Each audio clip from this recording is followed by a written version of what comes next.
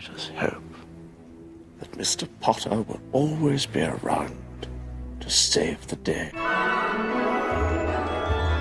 Welcome to the Drag Malfoy podcast, made by the fans for the fans, where we talk about fan films, fictions, and theories. My name is Ivy. And my name is Baron LeVay, and we are the Drag Malfoys. Hello! Hi! Welcome to episode 7 of Drag Malfoy podcast. Oh my god. This is exciting times. This has been going on for, you know what, I was going to... 7 episodes? 7 episodes, yeah, that. I was going to say 7 months and I was like, that's not right. Not quite. Nearly 2 months. Nearly 3. 8 weeks. Oh yeah, shit.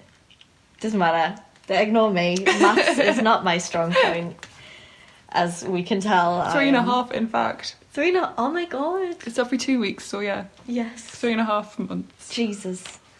Wild. So today we're going to be talking about Muggles / the Dursleys, I guess. They kind of fit into each other. Yeah. Our fan film is called The Day Muggles Found Out. And our fan fiction is called An Empty Place by... Joker at Work. A Joker at Work, and Yeah. it was on Archive of Our Own. Wonderful fan fiction. I read it this morning. So to kick things right off, we'll head into the fan film, and this was a foreign film. It was Italian with English subtitles, so easily follow along with. Yes.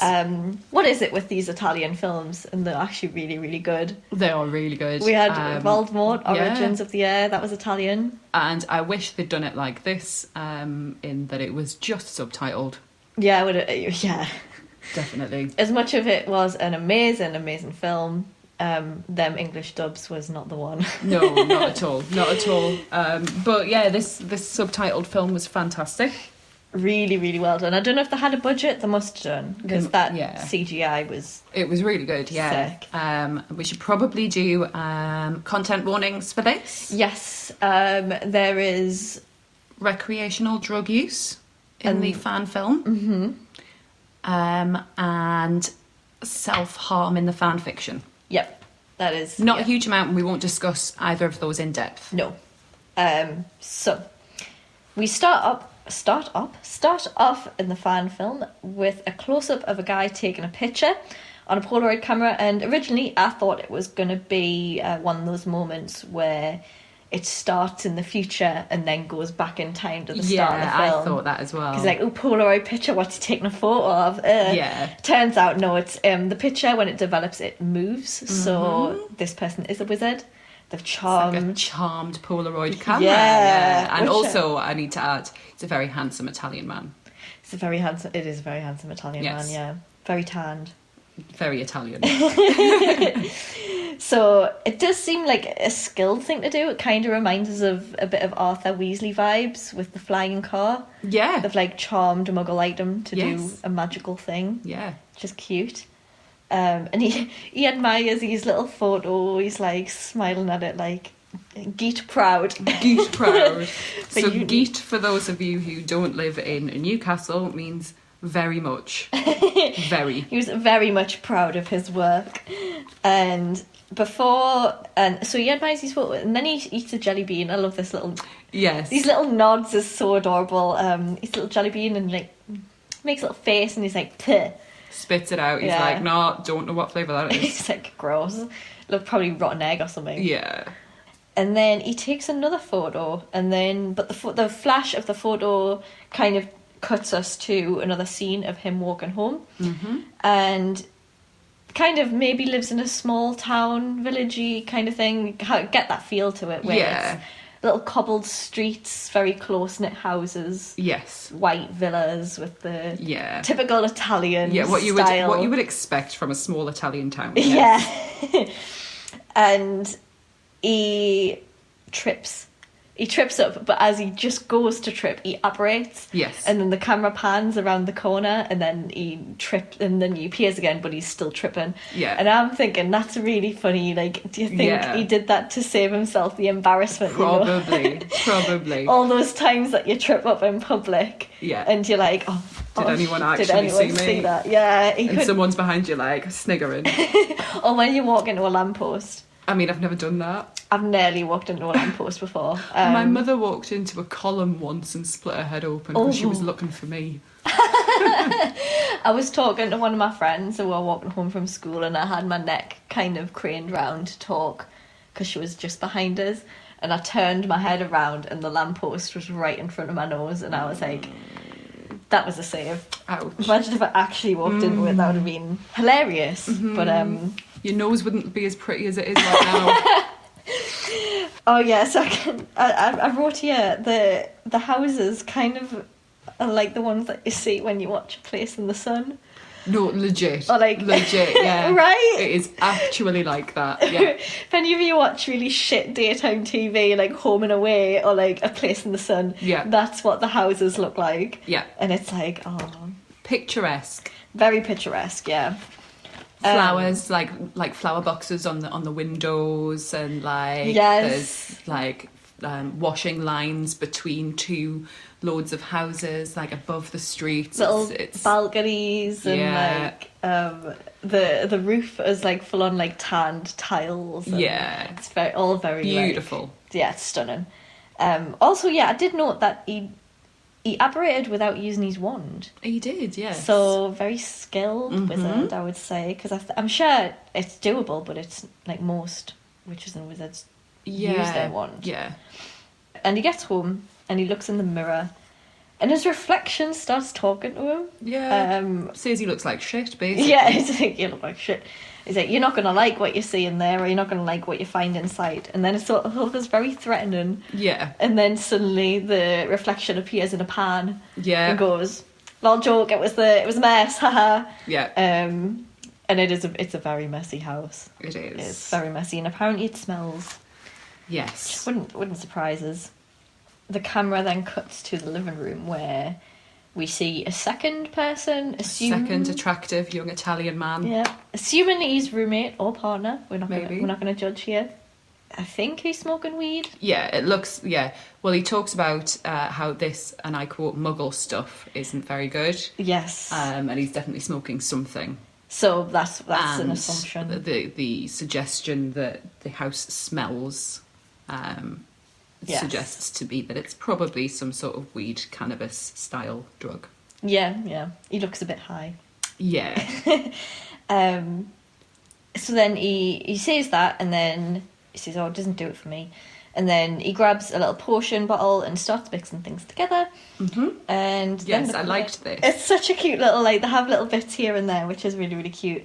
They have another boggart, but it's only been a few days since the last one. But apparently they like it when places smell. Yes. So that'll be why they're attracted to it. And then we realise that the second guy is actually scared of his mum.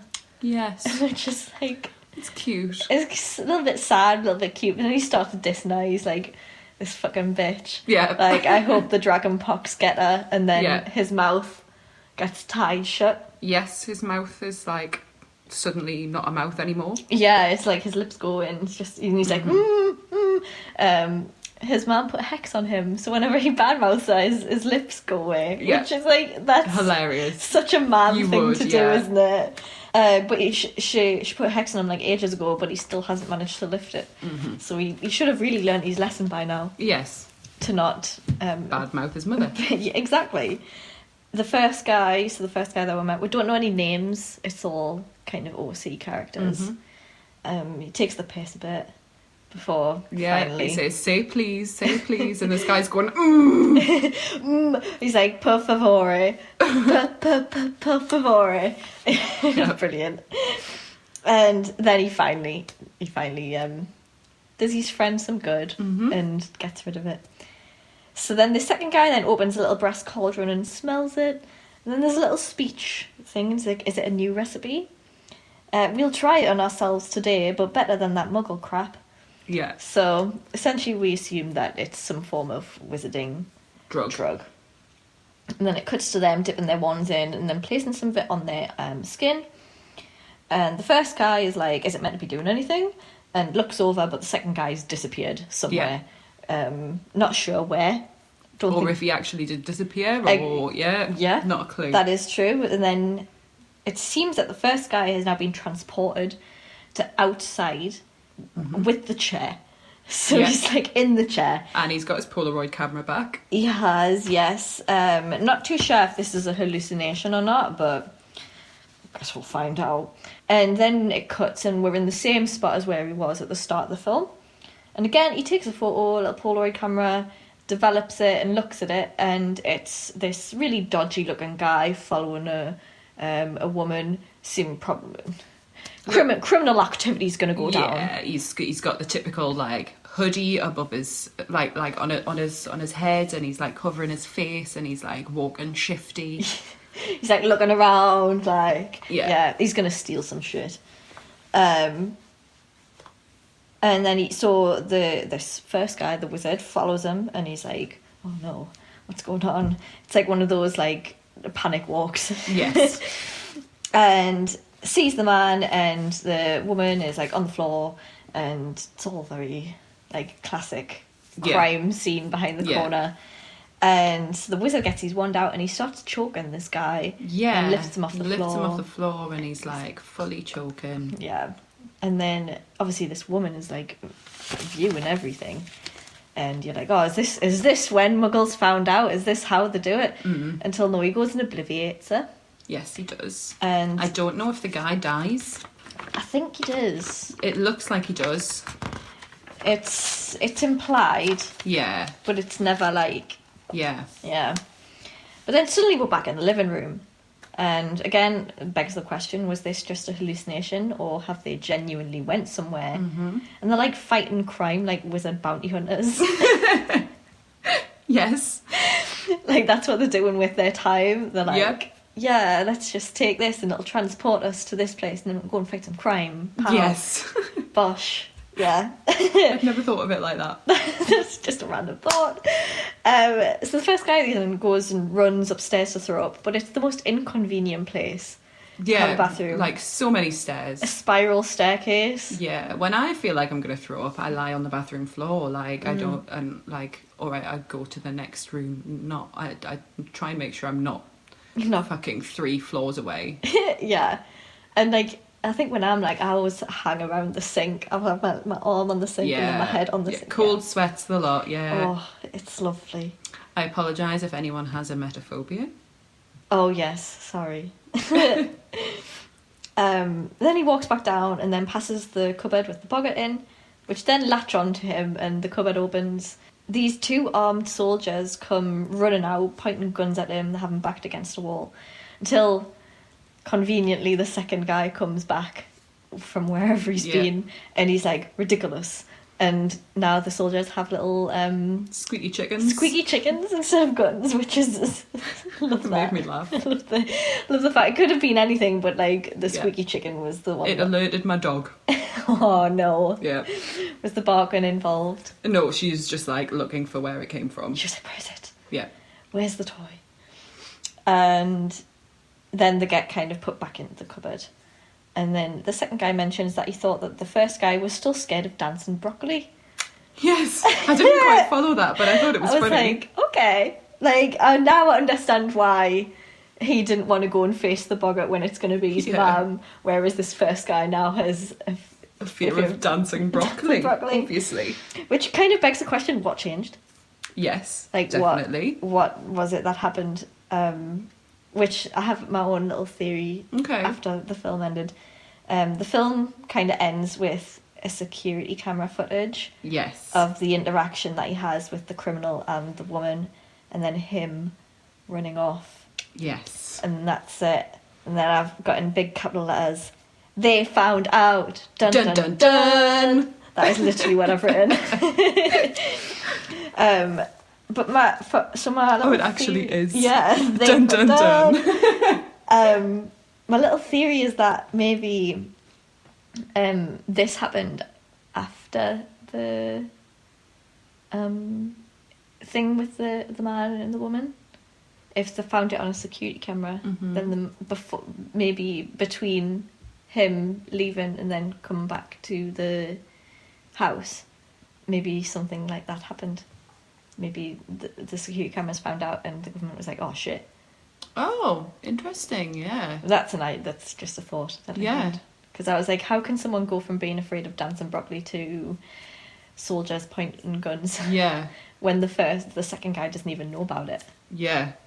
Interesting. Yeah, that was my thought. Oh. And then the little exit music was called I got 99 problems with a snitch ain't one. It was camp. It was brilliant. Yeah. It was such a good song. I was like, oh, cool. And then they had little bloopers, I think, or little behind the scenes footage at the end of it. It was only about 8 to 10 minutes long. It was good, though. It was good, yeah. It was really well done. The acting was fantastic. CGI was amazing. It was a bit dark and a bit weird, and I appreciated that. They were very attractive to look at, which always helps. The acting seemed good. Yeah. Not too... I mean, it's not... Couldn't understand it, but it seemed fine. Mm-hmm. Yeah, they seemed like the typical, like, young wizards. Yeah. After a good time. Yeah. I guess. Yeah. But again, don't do drugs, kids. No, we don't appreciate drugs. But yeah, I enjoyed it. I thought it was a bit of fun after some of the dark things we've watched recently. Yes, definitely. And read about, yeah. And yeah. So next we have the fan fiction. Yeah. And I didn't want to go down the route of like a Mary Sue character that was a muggle.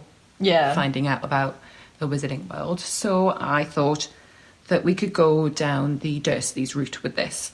I really found this quite... I really enjoyed how we were both just saying about the fan film that it's not as dark as what we're used to talking about, and then this one is really quite dark. Yeah, this fan fiction is dark. It's beautifully written.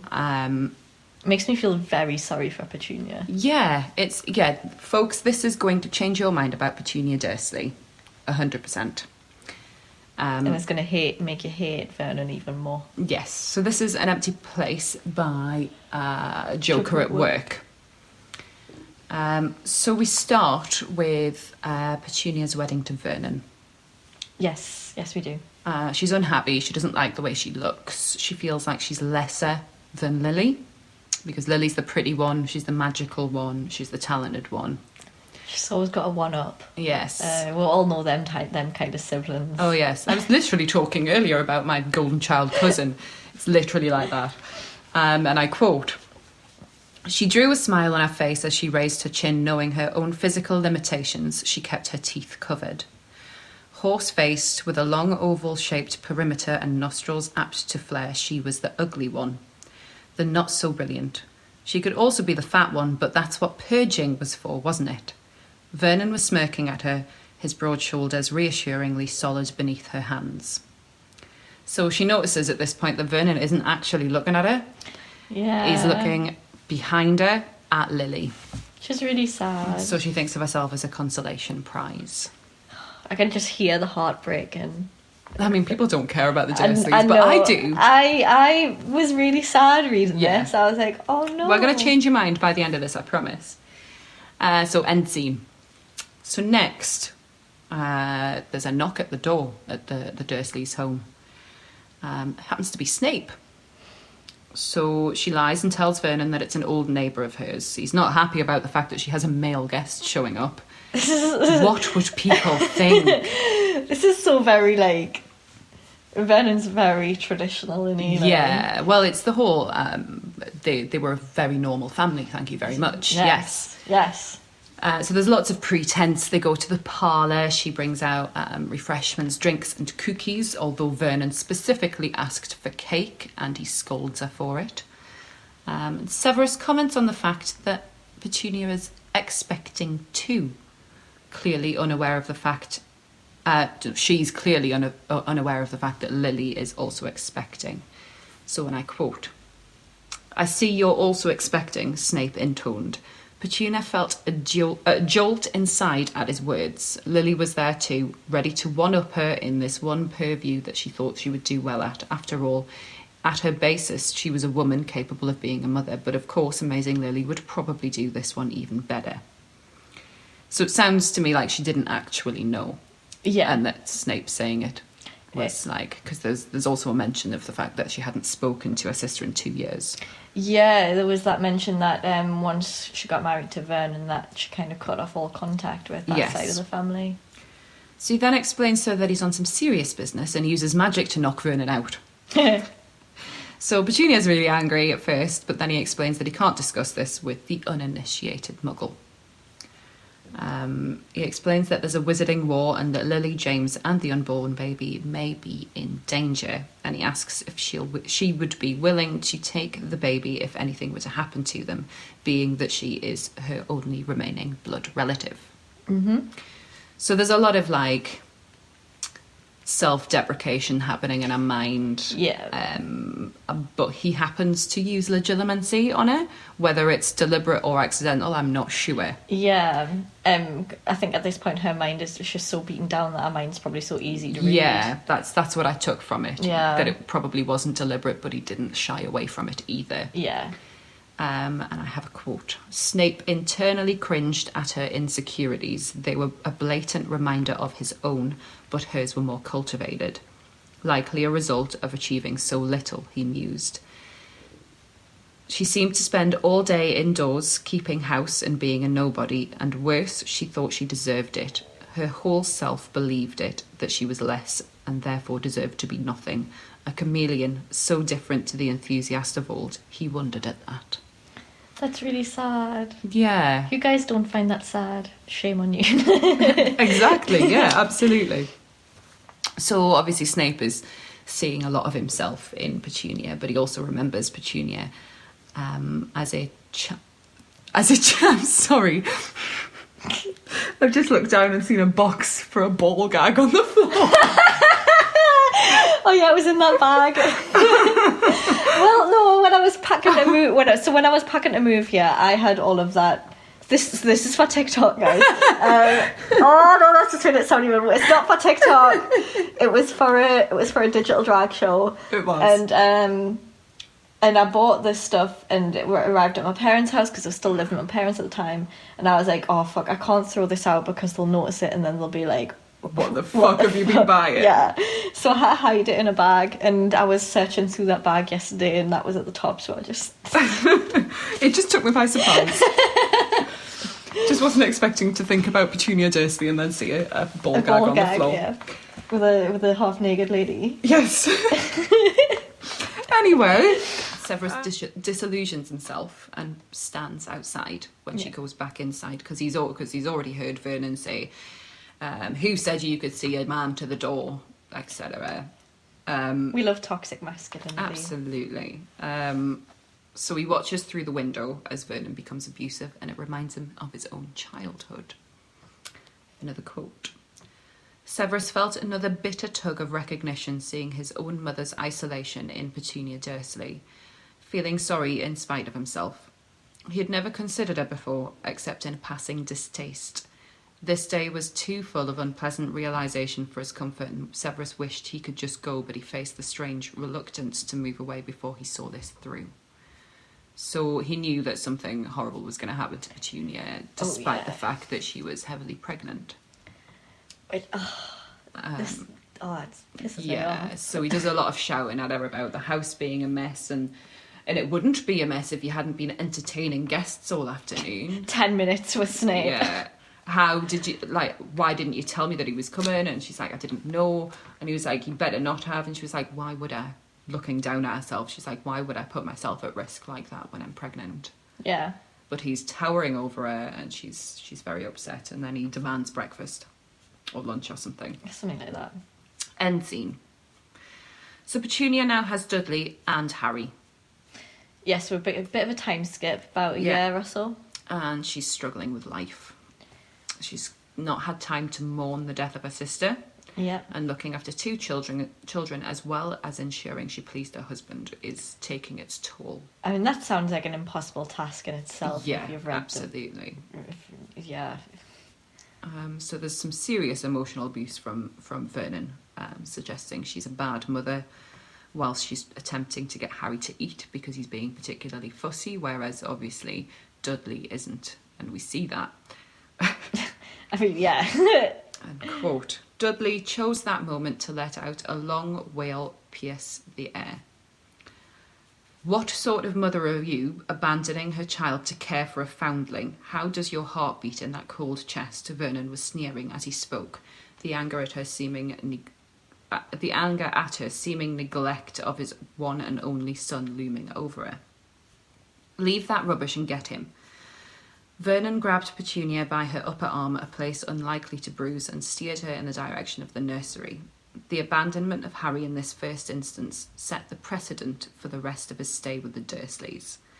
Petunia felt pity for him, but stifled that as she stifled so much. The love she might have felt for this remainder of her sister was buried beneath the need for Petunia to keep this last place when she might be cared for, and so she pleased Vernon with her indifference. That's heartbreaking That is to me. Yeah, that is horrible. That was horrible to read. Yeah, she wants to care for Harry, but she knows that if she does, Vernon's gonna not be very nice to it. Yeah. So then we end with Dudley being married and Petunia still feels inadequate. She runs herself a bath and she takes out a razor. However, she's unable to go through with what she wanted to go through with. Yeah. And we finish with a beautiful quote. She didn't believe herself worthy of happiness, if only there was someone who did. So it wasn't a long fic, it was 3.5k, but it was so beautifully written and so wonderful. Like, I struggled to find a really good Dursley fic. I found a couple that I thought could be good, and then as I was reading further in, I was like, no, it's absolutely shocking. Yeah. And I initially wanted to find something that was possibly a Petunia Snape ship, because that seems to be something that people ship a lot, which I appreciate. To be fair, when I first read the fan fiction without reading it all the way through, I thought that was where it was going to go. Yeah. With Snape visiting Petunia. Yeah, I thought he was going to like save her from everything. Yeah. That would have been cute, Yeah. but that's not what happened. Unfortunately, No, he left. He left her to it. Yeah. Which is also heartbreaking. It is. But but yeah, I think Petunia is such a not diverse but like dense character. Yeah. In itself, people just kind of pass it off as, oh, she's just one of the Dursleys. But yeah, but then we have that scene as well, don't we? That canon scene where she said I lost a sister too. Yeah, so something along those lines, isn't it? Something like, you didn't just lose a mother, I lost a sister. Yeah, so yeah. And we forget that, don't we? Really. That mourning process must have... I mean, I don't even think she had the chance to go through those stages of grief. No, absolutely not. Not with 2 small children and a husband like she might have got Vernon. through the denial part and then just stuck with anger, which is maybe why they treat Harry so badly, or maybe why she treated Harry so badly. Yeah, Vernon just didn't have an excuse. I always assumed that she probably treated Harry terribly because she had no choice. Yeah. And I think that's what the fic suggests as well. She had no choice. Yeah, Vernon was the one to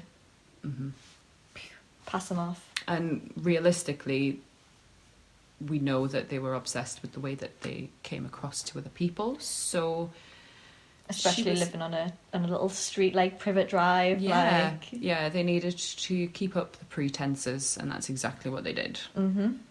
Which is sad. Like, going through the society's standards for a middle class neighbourhood. Mm-hmm. You have to do this, and there can't be any drama. Yeah, keeping up with the Joneses. It is very keeping up with the Joneses. Yeah. But beautiful fic. Yeah, it was beautiful. So on to fan theories. I didn't do fan theories. I did headcanon, but yes. I did. I've got 4. 2 of them aren't to do with the Dursleys, but they do have some form of Muggle aspect to them.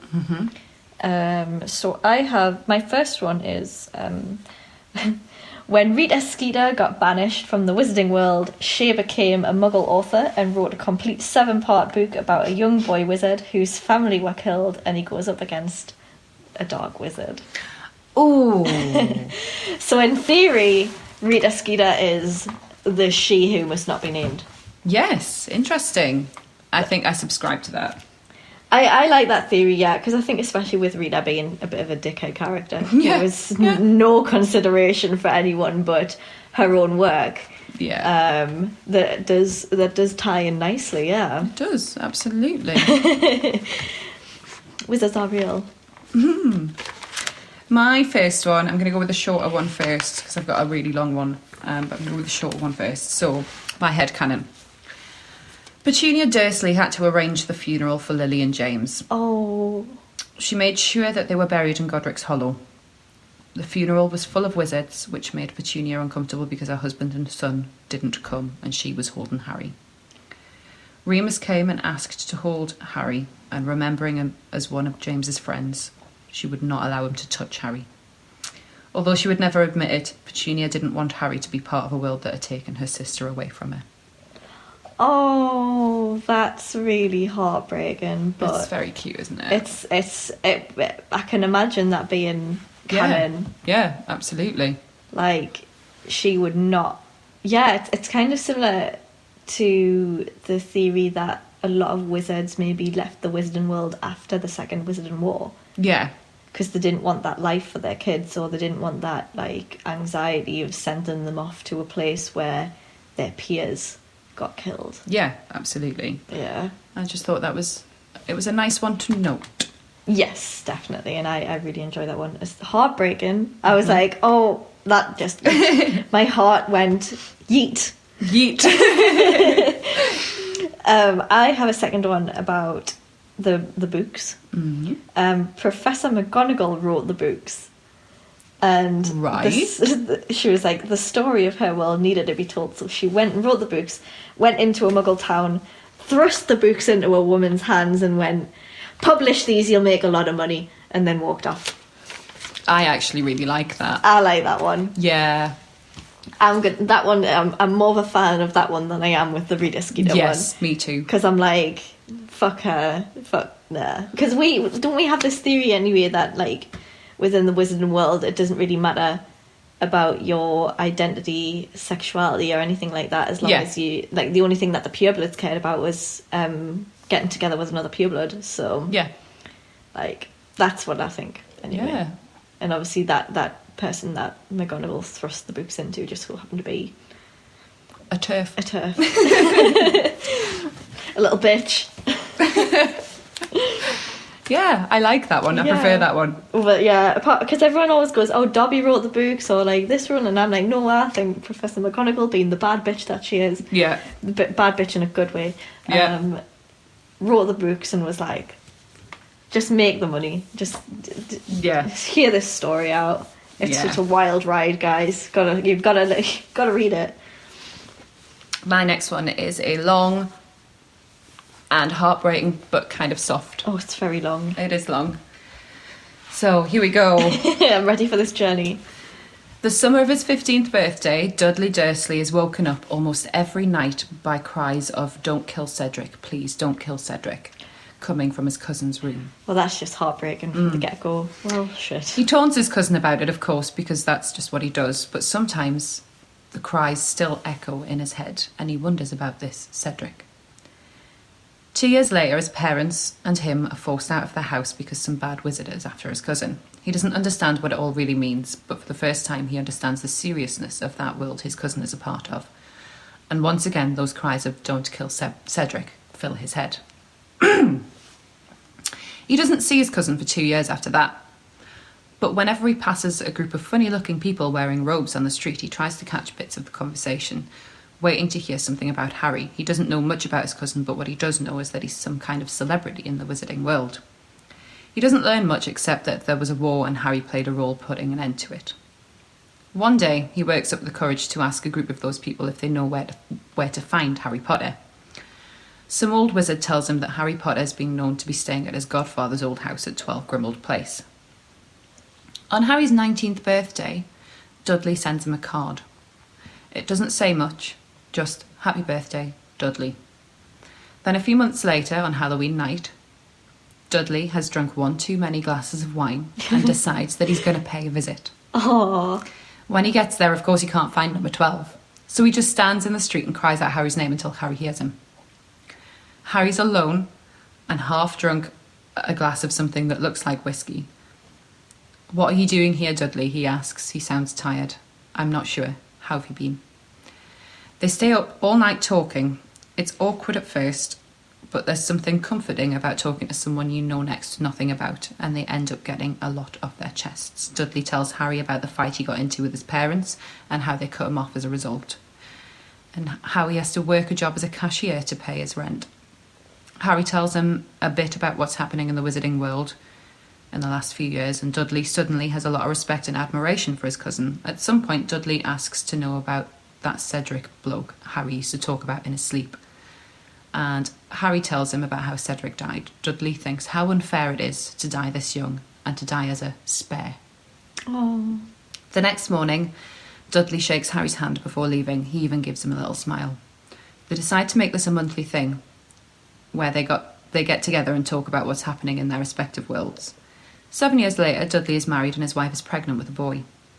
When the baby is born, they cut the umbilical cord. The cord grows back almost immediately. The doctors are astonished, but Dudley just laughs between tears of joy. He's got a wizard for a baby and is beautiful. A week later, Harry comes to visit to see the baby. It's the first time he's been at Dudley's place. They used to meet up at his place. He's moved from Grimmauld now that he's been living with Ginny and now young James and Albus. Dudley introduces his wife, Amelia, who only recently found out about the magical side of Dudley's family, is excited and freaked out. And this, he says as he picks up the baby, is Cedric. Oh, no! Harry looks up questioningly and Dudley gives him a small smile, the exact same smile he gave him the morning after that Halloween night that he came drunkenly shouting his name in the street all those years ago. That's really sweet. Isn't it really cute? Yeah, because I had a fan theory that Dudley had a wizard as I a think child. it's pretty much, it's become more or less canon, hasn't it? I think so, yeah. Oh, that's really cute. He called him Cedric. My heart. Cedric Dudley. No, Cedric Dursley. Cedric Dudley. Cedric Dursley. Oh. And he would have been. I heard like them that their child was like Hufflepuff, and it was like just so sweet. Oh yeah. Just really cute. That's all I've got. Yeah, I think my other ones that I have one that we've spoken about previously, which was the reason the Dursleys treated Harry so badly was because he was a Horcrux, and they've spent a prolonged amount of time with him, 11 years. So I think that explains why they treated him badly, but no one else really did because they didn't spend that much time with him. My final one is that Aunt Petunia isn't actually a Muggle, but is a wizard who suppressed her powers after being rejected by the magical community. Oh, what's the name of that again? What, the rejection or the suppress? Oh, the suppress thing. Yeah, I can't remember the name of that. There was a character in Fantastic Beasts, in Obscurus. Oh, yeah, that's the one. In Obscurus, yeah. But I feel like it would have been a detriment to her to be in Obscurus anyway. So she is a wizard, but suppresses her powers, and that kind of ties in with her suppressing her powers after calling Lily a freak and all of that kind of thing. And this ties in wonderfully with our lovely friend Sarah, who is Clueless Sarah on TikTok. She does a Dark Petunia series. She does, and it is everything. It's one of my favourite series on TikTok ever. Agreed. She's put it all on YouTube as well. We will link her YouTube channel down below. We will. It's an AU where Petunia is a witch and turns to the dark side. Yes, with the help of Severus Snape. Yes. Oh, it's all very, very good. So shall we chat about that one? Yeah, absolutely. So Petunia is recruited into the Death Eaters Via Snape. Yeah. She becomes quite powerful within the Death Eaters. She does. She is well liked within the Dark Lords. She's well favoured, yeah. And he entrusts her to retrieve Harry Potter. Yes. The boy who's born at the end of July. Yes. But obviously she knows it's her sister's son, so she doesn't really want to do that. Yeah. So it's not that dark, really. It kind of starts off with her being very dark, like she... Oh, yeah, there's like... the wedding. Yeah, there's some, like, shit going down that she must murders at the wedding, and it's all camp and scary. So you'd think at this point that she would go and collect Harry. However, we do see that she has a little heart. Yeah, she does, and instead she collects Neville. She does, yes, collects Neville. Yeah, but she doesn't even tell Severus that that's what's going on until afterwards, and he's like, "That's not the Potter child." And she's like, "No, sorry, it's not." No, it's not, but surprise. And that's where she left the first series. Yeah, but she started doing a second series this week. Yes. I think the first 3 are out, I believe. Yeah. Amazing. I'm sure she'll put the second series on YouTube once it's done. Yeah. We can add that in to the link below when it is done. Probably won't be for a couple of weeks, maybe. Yeah. But yeah, it's very, very exciting. Go check her out. Yes, 100%. It's amazing. And I'm sure we will see some Petunia Snape ship stuff from myself and her very soon. I'm very excited about that. Your Snape's getting all the action. Oh, he is. He is. He's a little bit of a hussy. We've got a lovely Snarcissa series coming out in the next week or so. Yeah, we're super excited for this Narcissa. That'd be good. I'm very excited to edit it all together. Yeah, we filmed all of that last week. Adding to some of it later today, I believe. Should be fun. Very excited. And a couple of days before that, we had a photo shoot. We did. So we were out in public, in Muggle public. As the Drag Malfoys. So we did some younger Lucetta, and we did some older Lucetta. Yeah. It was really, really fun. Really fun. So very soon, folks, you will be able to buy some prints. Signed prints from us. And also very soon, we will be announcing some other exciting things that could result in free signed prints. Yeah, very exciting things. As well as other items and content. Yes. There is also one other thing that we will be announcing as well, which will be very exciting. You can order. Yes, yeah. And another thing really exciting that you'll be able to order as well. We just need to design it. But yeah. Oh yeah, I forgot about that one. Yeah. We're being very cryptic. But just so you all know, we've got a lot of really super exciting things coming out. Yeah, this is all meant to be for the 3 million celebration. However, it's taken a long time. I've gone back to work now, so time is whatever. Yeah, days off are not few and far between, but there's a lot to be filled. Yeah, than days off. So, but yeah, lots of exciting things coming. Hopefully, you all still want it, but I'm sure they will. Yeah, I mean, people are simping after Lucius at the minute, so yes, I need. Yeah, when I do Narcissa again soon, I'm going to do some thirst traps. I'm going to try and do some as Bella later on today. Yes, do it. I don't know if anyone will simp for Bella, but you know. I mean, I think people shouldn't be simping for Lucius. That is true. Yeah, they're or Snape. Terrible people, but with us doing them, yes. Fine. I mean, because we're lovely. Of course, yeah. But with the first very exciting thing that's happening, if you do order it, it'll help us come to a Comic-Con. Yes, it will. It will. Our goal will be to make a trip to a Comic-Con and hopefully get a table. Yes. So, next time, what can we expect next time? Next time, we will be talking about Dumbledore and Grindewald. Oofed. Yes. I'm very excited about this one. Yes. There's going to be a lot to talk about. Absolutely. I forgot the fan film. We haven't found a fiction yet. Not yet, but we will, and it'll be exciting. It'll be lovely. I'm very excited. It's going to be really, really good. I hope the film is about 20 minutes. Yeah. I love a good 20-minute one. Yeah. It's good. Yeah. So yeah, that's it. And we hope you guys enjoyed. Please like, comment, subscribe. All of those things. And we will see you in 2 weeks' time. Woo! Bye!